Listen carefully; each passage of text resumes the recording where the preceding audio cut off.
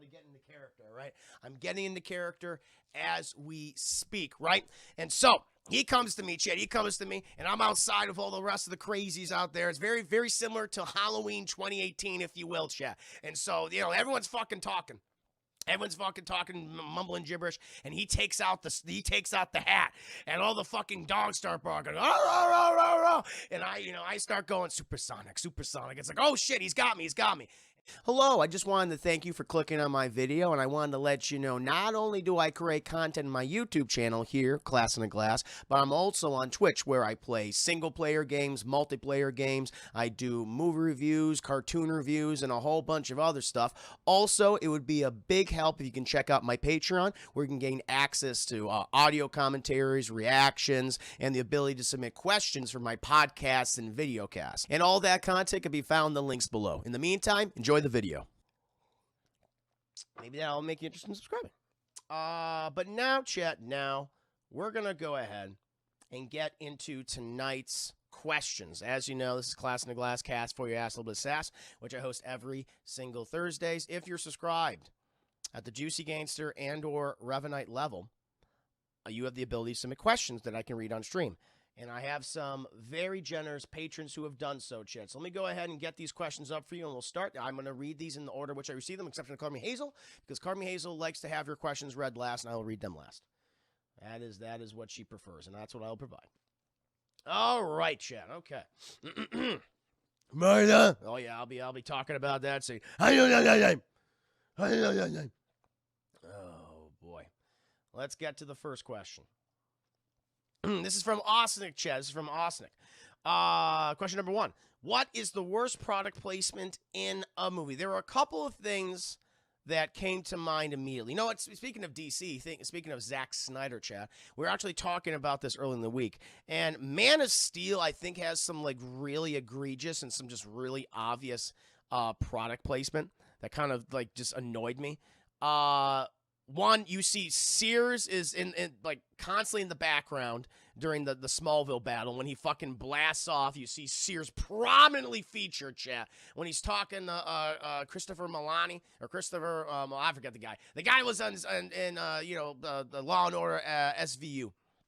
It was that guy, chat, talking to Christopher Maloney or whatever. And as a Sears prominently featured throughout the entire conversation, this like this kind of meeting of the minds. This, like, hey, we can agree, disagree, but we need your help right now. It was like a big pivotal moment in the movie, and you just see fucking Sears, and it's like, and also just the fact that IHOP is like plays a major plot point in the film. I think that's kind of egregious, and it's just like always just IHOP and Sears throughout that movie. That always really bugged me. There's so many other ones, chat. Hey, not to just bully DC. I think Marvel has done some bad product placement, chat. I mean, look at Sam Raimi's Spider-Man. Look at Spider-Man 2002. And now introducing, for no apparent reason, Macy Gray. It's like, we have Macy Gray. It's like, what is this? This is a music video that happens in the middle of the goddamn movie. And that was solely because Macy Gray had a contract with Sony at the time, and fucking Sony said, you're going to put Macy Gray in the goddamn movie. And it was one of the most dated aspects of that film. Also, Iron Man 3. I think Iron Man 3 has some really weird product placement, especially like kowtowing to China as well. Like, you had there's this one really random scene in the movie where Tony Stark is introduced to this random Chinese heart surgeon. And apparently he plays like a very pivotal role in the Chinese version of the film. It's like, okay, that was just fucking weird. He's like the guy that removes the stuff from Tony Stark's heart. And apparently in the Chinese version, which had ads pop up randomly throughout the film, he had a whole scene in that where he's like, I must save Tony Stark, like at the end of the movie, to remove the shrapnel from his heart. So that was very fucking bad. That always stuck out in my mind. Another one, chat, is Mac and Me. So you're thinking like, why is the little alien called Mac and Me, chat, which is, like a really bad Steven Spielberg ripoff movie of like E.T. If you've never seen it, it's an infamous film, chat. And the reason why he's called Mac is because of McDonald's, chat. There's a whole segment in the film where there's a song and dance number featuring Mac, this little alien that goes to McDonald's for a birthday party. He's wearing this fucking bear suit. It's horrifying. And you see Ronald McDonald. And apparently, Chad, you can have these. I know you can do birthday parties at McDonald's. He's back in the day. I don't know right now. And apparently, you can fucking hire a goddamn band. You can hire dancers and DJs and shit. Ronald McDonald himself will appear at your fucking birthday party, Chad. And this features this little alien. This little Mac and Me alien, a very creepy looking fucking bear suit. And that to me was also just very egregious. And that's why he's named Mac and Me, Chad, because of McDonald's. And another one, Tyler Perry. Tyler Perry, he keeps his movies cheap. And one of the ways that he's able to pay for all of them is because of the advertising, Chad. And you will so often see in all of his films, characters just drinking cans of soda and just prominently featured in the shot. Coca-Cola, Pepsi, Mountain Dew, all sorts of soft drinks, Chad. Just right up in front and center. It's like, that's how he pays for all his films. That's how he keeps everything cheap. That's how he's fucking, able to make as much money as he does. Especially off the back end, chat.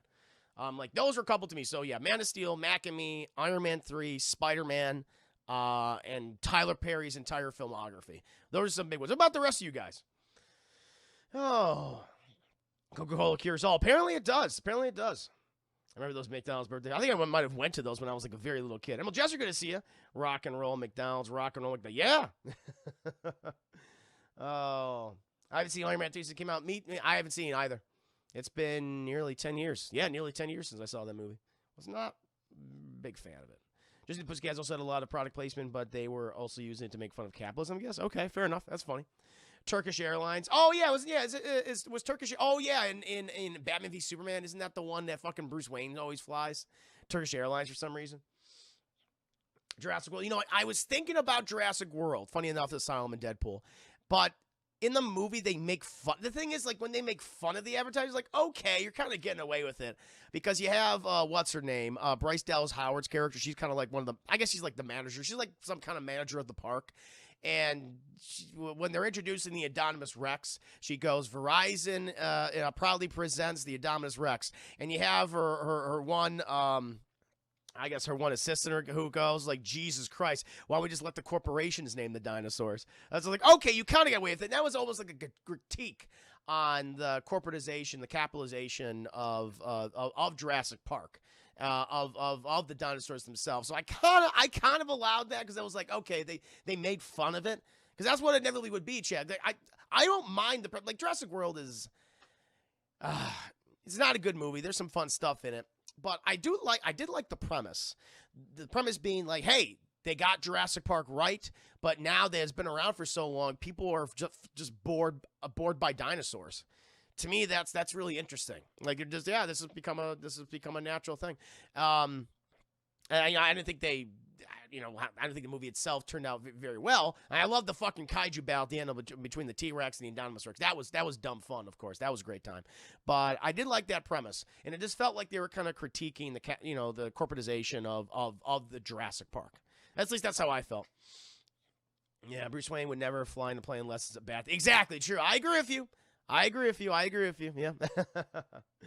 I sympathize with the dinosaurs more than humans. Jurassic. Oh, me too. I was like, fucking eat those kids. You know how you fucking actually like the kids in the first Jurassic Park, like Lex and Tim? Like, you like them. Like, that whole situation when they're in the fucking cars. Yeah, they shouldn't have fucking turned the light on. They fucked up. But when they're, like, underneath the car and they're just fucking screaming the whole time, it's just getting, like, the T-Rex is on top of it and they're getting pushed in, like, further in the ground. The mud and water's coming. They're going to drown and suffocate. Like, you felt sorry for this. Like, oh, shit, how the fuck are they going to get out of this? Or is Dr. Grant and is Dr. Ian Malcolm going to run out there and save them, Chad? Inevitably they do. But you cared about those kids. I could give a shit less about those other two kids. It's like, fuck them. I hope they get eaten by the Indominus Rex or fucking smushed, stomped on by those Ankylosaurus, chat. That would have been cool. Michael Bay movies. Good point, Austin. Yeah, Transformers. You have literally, I think there's a moment in the fourth one. Is that, yeah, the fourth one. It's the first one with Mark Wahlberg where he literally stops and grabs a beer, hits it, like I think it's Bud Light or Budweiser or something. Opens it, hits the fucking bottle cap off of some guy's car. Guy goes, "Hey, what you doing?" And he goes, and he fucking Mark Wahlberg takes a drink of it, like prominently shows in the shot. Just going, he's like, "What are you doing here? Get out of here!" It's fucking Transformers all over the place. It's crazy. And it's like I just remember that. I was like, "What the fuck?" Janor, thank you so much for resubscribing. Tier 1 on a 2-month streak. Thank you so much. Cheers and salute to you. Very kind. Yeah, they did. Casfay agreed. She was a minute of a dinosaur. She didn't know what she was. Am I a velociraptor? Am I a T-Rex? Am I a cuttlefish? Am I a snake? I don't know what the fuck I am. I don't know what I am. I don't have a mom. I ate my sibling. It's crazy. Oh, also Krispy Kreme. Yeah, the Krispy Kreme in Power Rangers was... although Power Rangers had a lot of product placement back in the day, too, in the original series. Not that it makes it better or anything. I don't know, for whatever reason, it was dumb. Krispy Kreme thing was, I wasn't like bothered by it because I guess Rita was just so ridiculous. Of course, she'd be like, "Where's your Krispy Kreme?" Yeah, Krispy Kreme's a good place, Chad. I always like the Bavarian cream donuts. Oh, so delicious, so delicious. Very good. I agree with you. I agree. But no, good question, Austin. Yeah, sadly, a lot of films, TV shows, they have egregious product placement. Sometimes they can make it work. Sometimes they, can take the piss out of it, even though they're clearly doing product placement. So, I mean, there's other organizations that are quite clever about it. Or other, like, shows and things. Like, I think Breaking Bad was always good with its product placement. They would always go to Denny's.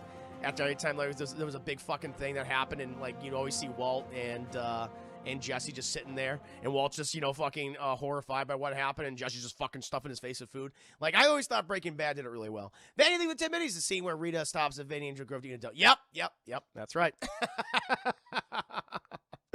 Christopher throbbing so much class in my ass right now. That's what I'm here to provide, man. A lot of class for your thick ass. That's what I do. Like, speaking of product placement, buy Josh Wine. Buy Josh Wine tonight, Chad. It'll make you sadder. Made with real authentic tears. Do it now. Please do it now. Yeah, I got a lot of product placement in my stream, chat. You know that. I indulge in it, if you will. But yeah, that'll always be a part of films and TV shows. And some people are good at it. Some people can hide it well or be clever about it. Other ones are just like, buy this now. And that's, not as clever. But it's a good question, though. Those are some of mine, though. Those are some of mine.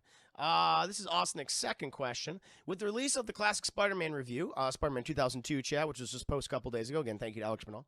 What are some of your favorite reviews that you have done on stream? That's an excellent question. So I've done, at this point, well over 100 reviews, if not more. I'm probably getting close to...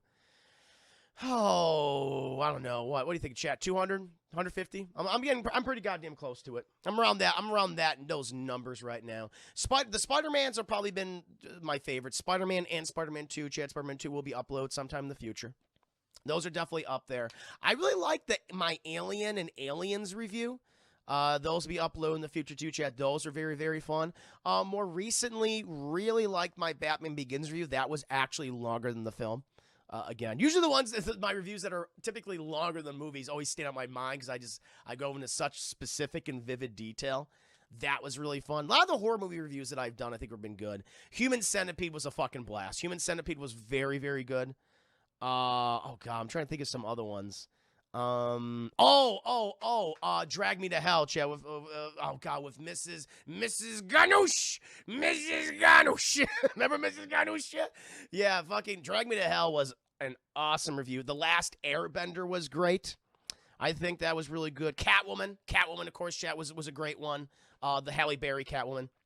In terms of the animated ones, really liked my Batman Beyond Return of the Joker review, Chad. That movie's very close to my heart.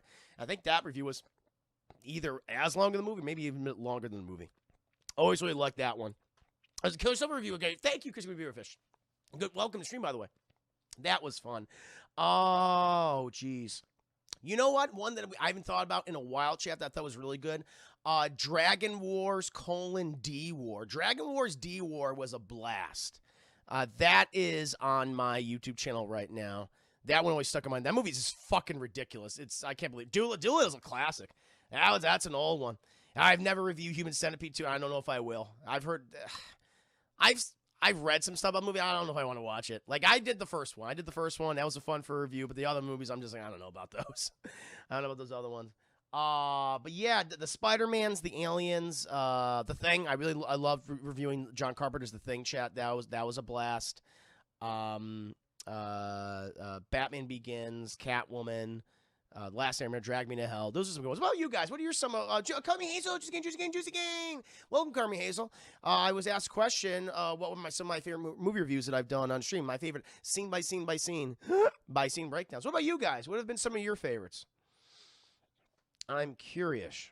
Curious chick. Curious. Let's see. Human Centipede, Cast. Yep, Human Centipede was so much fun. White Chicks review. White Chicks was really good. That was a good time. Longer the better. Oftentimes, yeah. Here's some of yours, Osnick. Cats. That was like my first one I ever did. A Fall from Grace. Scream was a really good one. Leprechaun in Space. Oh, Bratz. Oh, shit. See, I forgot I did some of these. It's been so long. I forgot I did Leprechaun in Space. Leprechaun in Space was really funny. Scream was great. And these will all eventually be upload, chat. Don't you worry. Bratz was also very good. Very good. Yeah. Nice ones. No, good to see you. Awesome. Oh, Fall from Grace, of course. Fall from Grace was amazing. No, very good. The Star Wars prequels. Yeah, I've done. Yeah, oh my God, I can't believe I forgot about those. Yeah, I've done The Phantom Menace. I've done Attack the Clones. Attack the Clones, which is longer than the movie. Phantom Menace was shorter. I think that was like a little over an hour. But Attack the Clones was longer than the actual film. I think it was like 2 hours and like maybe 30 minutes or something. That review. That was a good one. Oh, the Wolverines, right? Milkomedics. Logan was great. I think X-Men Origins and the Wolverine. The Wolverine trilogy was a really good review series I had. Those are a lot of fun. Yeah, man, Che, you know, yes, you remember some of these better than I do. Law-Abiding Citizen, yeah, which is upload. Killer Clowns and Wild Wild West. Oh, those are both very fun. Casfe, yep. Great. Roadhouse was a great, which was recently uploaded. Roadhouse. Oh, Gods of Egypt. Very much. Yep. You know, Chad, as we all know, white people, they're the gods of Egypt. That's the way it is. The Killer Sofa, Scott Pilgrim, Tropic Thunder, Scream are my favorites. Nice. Spidey review. Oh, yeah. The Spidey review recently. Yeah, that was 2+ hours. Yeah. Big Trouble in Little China says us. Thank you. Yep. Might be doing that for a watch party this Saturday. My Black Panther, yeah, the Black Panther, thank you, Ronnie. The Black Panther review, I've done, actually, you know what, the Iron Man review was good, too. My Marvel reviews have been pretty good. I haven't done too many, MCU movies. I've only done 2 of them, I think. I did the first Iron Man, which I thought was great, and I did Black Panther as well. Those were really good. Oh, 50 Shades. 50 Shades is really good. That was a fun time. The Twilights, I'd say. Twilight 1 and 2. Twilight and Twilight New Moon. Those are pretty good. Can we look forward to the 6-hour review of Snyder Cut? Yes. And just those you don't know, speaking of future reviews, great question, though, Austin. It helps. I get to promote my stuff, too. So next week, chat, as I said before, I'll be doing 8 Mile on Monday, Eminem's 8 Mile. But then on Tuesday and Wednesday, I'll be doing Zack Snyder's Man of Steel and Batman v Superman, probably the Ultimate Edition. And on Friday, chat, I will review his Justice League, his 4-hour cut of Justice League, chat. It'll just be that. That day will just be Justice League and maybe Winter Soldier, and definitely Winter Soldier and Falcon, or Falcon Winter Soldier, chat. Because that's gonna be a long. Now Justice League will probably be my longest review I've ever done. I just got a feeling about that. Demolition Man was good. Demolition Man was good too. So yeah, then I'll do the watch party for Falcon Winter Soldier, and then we'll do some mobile shenanigans. But that might be my longest one I've ever done coming up, chat. So we shall see. So next week's gonna be a fucking blast. 8 Mile and Zack Snyder's DC filmography. Yeah, that one. Oh, yeah, I Am Number 4 was a good one. Yeah, I like that one. I actually surprisingly enjoyed that movie. Yeah, that was an older one. I got to get a Cliff Notes review of the Justice League. No, I will. I'll provide that. I know people will be asking my opinion about that for a while. Watch it just be 30 minutes. That'd be amazing. That'd be very convenient. Hammond Burke. No, you're good, man. I'm just going ahead and answering some questions. Currently in the middle of my class in Glasscast. Don't you worry. Just talking about people I was asked. What have been my own favorite movie reviews that I've done? And I listed a whole bunch. The Spider-Mans, the Aliens, Batman Begins, Last Hero Drag Me to Hell. People have been mentioning theirs. No, it's a good question. Anaconda was fun. Anaconda was a good one. Yes. Just for John Voight. The true villain and monster of the movie, chat. Not the giant anaconda, not the giant snake that vores people. No, John Voight. Oh, he's looking like this at you. Pretending to be South American, maybe? From Paraguay? I don't know. Who knows, Chad? Who knows? Victor Decker for Juicy, Justice League. Juicy loved that one. Well, I'll give it a shot this upcoming Thursday, Chad. I'll watch it. And then I'll review it for you guys on that Friday. That should be a good time. But no, thank you. No, it's a very good question. Very good question. A lot of these reviews are uploaded on my YouTube channel right now, and there are more coming. There are dozens and dozens and dozens more coming. So don't be worried about that. That's never going to stop. I love doing these reviews for you guys. I'm glad you guys got a kick out of them too. That wink though, yeah. This is Osnick's third and last question, chat. With St. Patty's Day coming up, what are some of your favorite alcoholic drinks? Oh, good one. I mean, you guys know I drink a lot. You know, I typically make my cheap go-to beverage for my streams. You know, my whiskey, my seltzer soda water with little mango and pineapple juice. That's a good one to do. Very simple, but like actual alcoholic drinks. You know that with names and shit. Moscow Mule, chat. You know, ginger beer, vodka, lime. Always very good. Mint, a little bit of mint in there. Always very good. Old fashions, chat. Old fashions are great. Whiskey sours. I've been on a whiskey sour kick recently. Those are very, very good.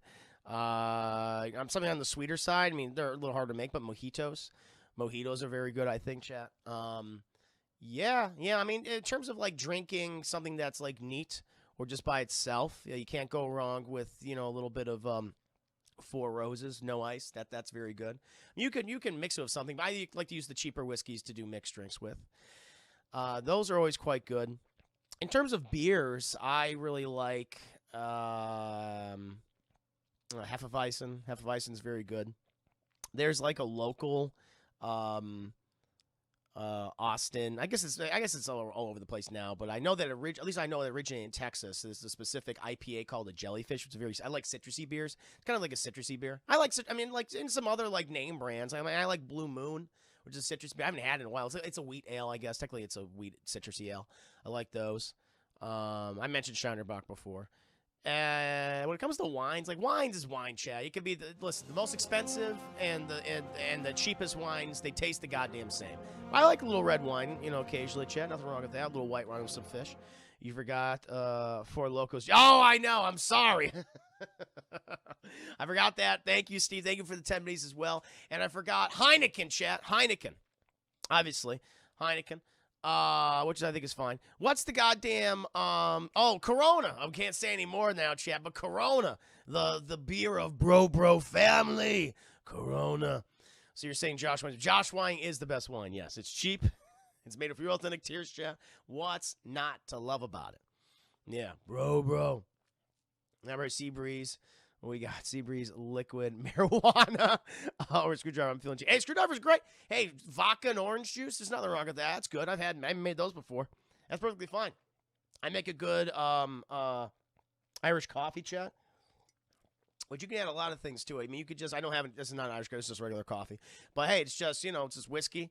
Maybe a little Kahlua, maybe a little Grand Marnier or something in there, chat. Maybe a little Bailey's in there too. Yeah, you mix that. Together. Boom. A little bit of half and half. I mean, maybe you don't even need the half and half, honestly, if you got the Baileys in there already or the Kahlua. You can make yourself a really nice little Irish coffee. Those are always good. I like to drink those during, the cooler months, obviously. But I mean, if for St. Patty's Day, maybe I'll get a few things show. Maybe I'll do, when's St. Patty's Day? I always forget. It's it's this month, right? It's March.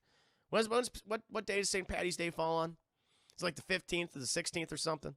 Beer makes you now, so I stick to hearts. Oh, I love hearts. Heart ciders are great. Angry Orchard's very good.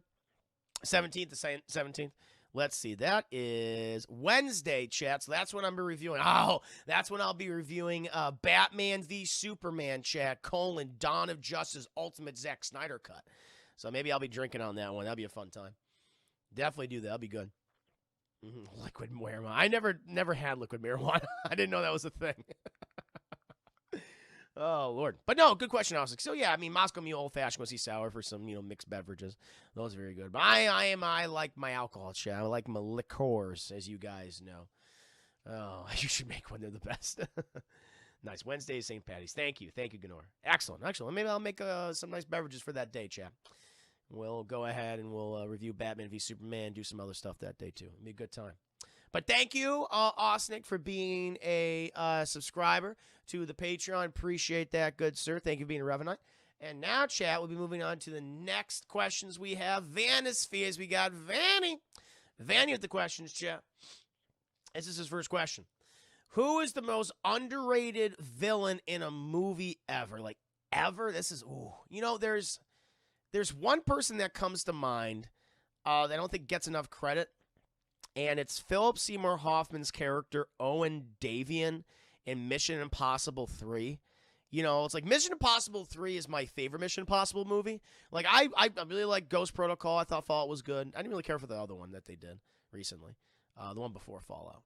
But I thought, you know, the thing that Mission Impossible, Tom Cruise, he typically delivers in every single goddamn movie. The stunts are amazing, always very fun. The action scenes are always really well filmed and wonderfully choreographed. Like, I always give props and tip my hat to the filmmakers for that. The exception of Mission Impossible 2, the action, all the other movies is quite good.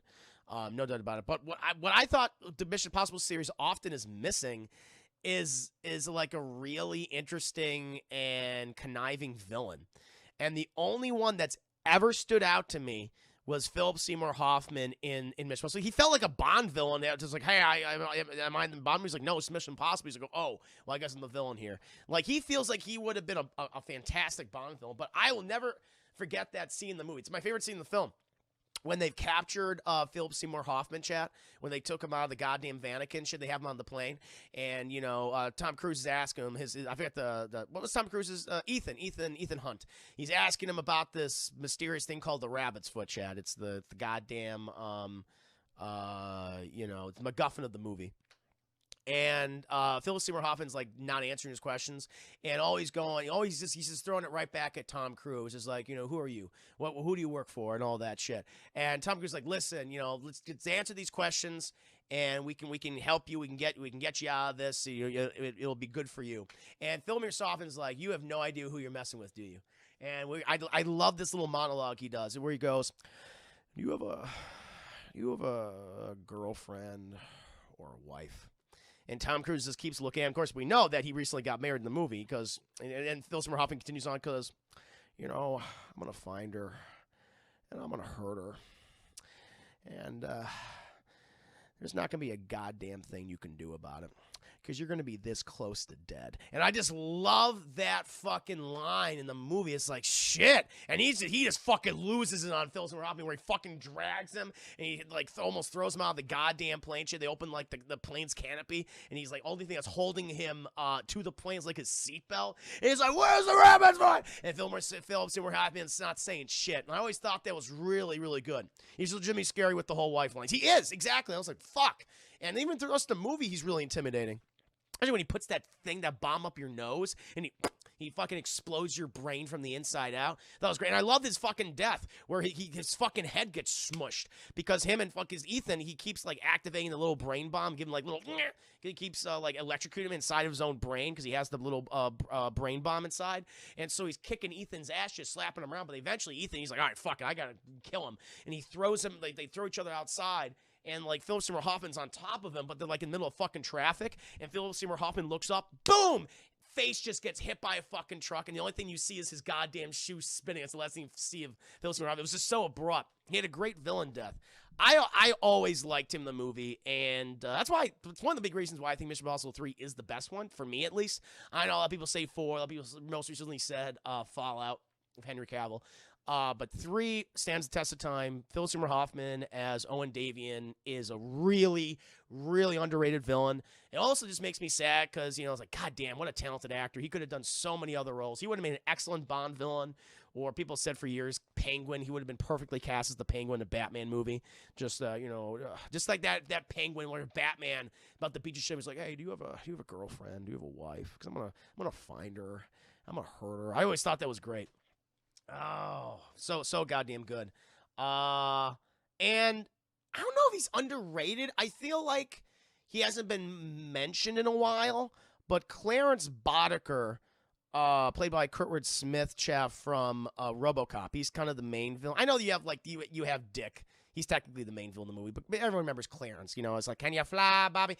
Clarence, to me, like, he's like that really, really competent henchman of the film. I feel like, look at me, he supersedes Dick in terms of villainy in the movie, where, you know, I don't know, something about him where I just don't expect Kurtwood Smith. You know, he played the dad in that 70s show, and to see him in a role, you know, he played that role first before he played, you know, the dad in that 70s show, but it's just so weird to see him like that way.